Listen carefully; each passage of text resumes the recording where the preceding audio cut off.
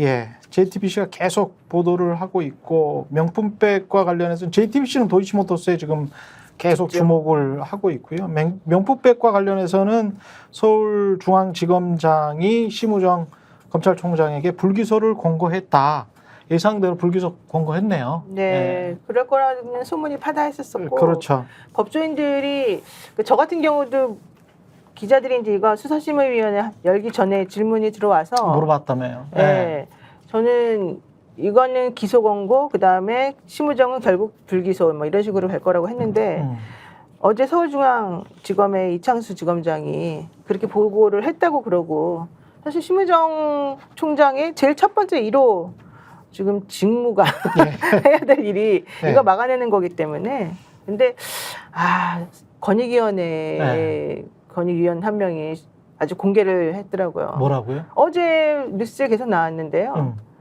부끄럽다. 있을 수 있는 일이냐. 이게 명품백 관련해가지고. 나도 권익위원이지만 이건 너무 심하다. 그러니까 이제 양심 고백과 이런 것들이 계속 들고 나오는 상황이거든요. 예. 그렇다면 이번에 이 수사심의 결론을 매개로 해서 검찰 내부에서도 이 불만 가진 사람들 플러스 기존의 것하고 안 맞는 이 부분 플러스 해서 할 것 같습니다. 아니 어떤 사람이 나 좀 처벌 좀 해주세요 그러는데 검찰이 아니야 너 괜찮아 계속 이거 너무 웃기지 않습니까? 나 직무 관련성이 있었어요. 내가 이렇게 청탁했어요 그러는데 이거 자백이거든요. 예, 근데 그렇죠. 검찰이 아니야 네 거 자백이 아니야. 너는 범죄도 안 되는데 왜 그러니?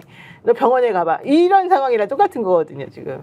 국민들이 느끼는 좌절이나 모욕감 같은 거는 정말 너무 클 것 같아요. 엄청 클 것 같습니다. 저는 국민들이 마치 검사들이 윤석열 씨나 김건희 씨의 구두 발바닥을 닦고 있는 것 같은 그런 이미지를 머릿속에 그리고 있지 않을까. 저는 방금 그런 생각이 들었거든요.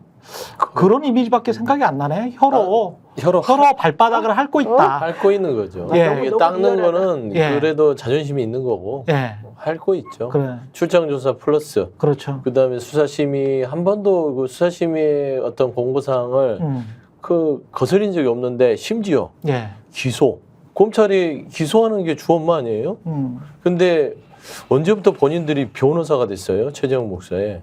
내가 죄를 졌다니까 청탁했다니까 하는데 아니라니까 아니에요 하면서 결국에는 김건희라는 이 대한민국의 참 이상스러운 이 대한민국의 영부인 행세를 하시는 이 분의 어떤 영부인은 맞죠. 영부인 권력자의 행세를 불구하고 대통령 행세를 하는 이 분의 어떤 그 리스크를 덮어주기 위해서 예. 완전 국가 시스템이 망가졌어요.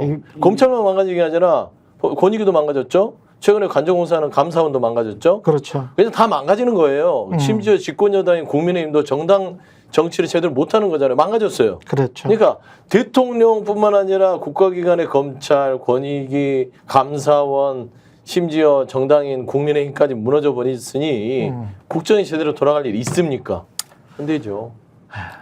김연아 평론가는 이 결정을 예상을 했었죠, 우리가. 그렇죠. 뭐 복잡한 얘기도 있었습니다만 예. 결국은 이렇게 할 수밖에 없을 것이다. 왜냐하면 그동안 수사심의라는 거는 검찰이 스스로 개혁하겠다고 검찰이 갖고 온 제도거든요.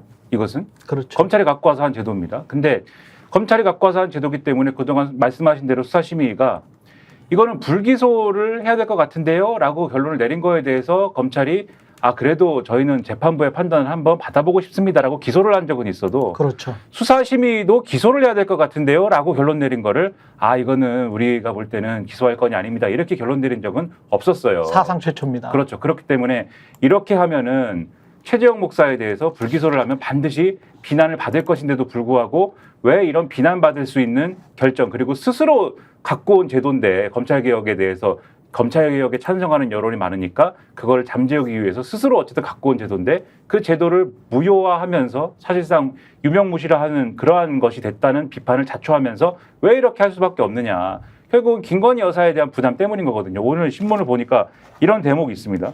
최재형 목사를 기소할 경우에 최재형 목사 재판에서 매번 관련 증거가 공개돼서 언론에 생중계가 될 텐데 이것은 김건희 여사가 기소된 것이나 마찬가지 효과이다.